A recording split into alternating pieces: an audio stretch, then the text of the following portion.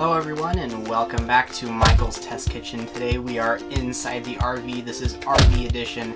Now for the Instructables Kitchen Speed Contest, I'm not sure if you think that the words butternut squash and blender go together, but in this recipe they certainly do. We will be making butternut squash soup. We'll be starting out in a pan, we'll be heating things up, and then we'll be throwing it all into a Vitamix or other high-powered blender that you've got on hand, so stay tuned.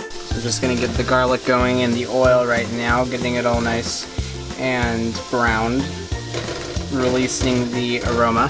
So now I have the onion in here. Notice that I just cut it into sixths, so you don't even need to finely dice it or anything, and this is the advantage to using a blender, because you don't need to cut up with vegetables all uniform.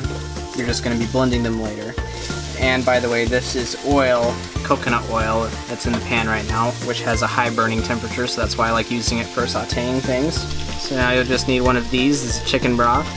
Just pour that in. And then we just need 1 can of coconut milk. Just pour that in there. We probably need to scrape it out. Perfect. Then we're going to be adding the actual butternut squash here. It's frozen in nice little chunks right there. Just going to pour it in. We'll do a second one as well. There we go. Just going to bring this to a boil. Before it reaches its boiling point, I'm just going to add some marjoram, some onion salt, and some pepper.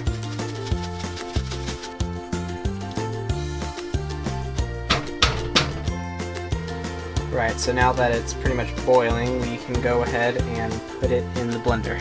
So now that we have this in our blender, we can go ahead and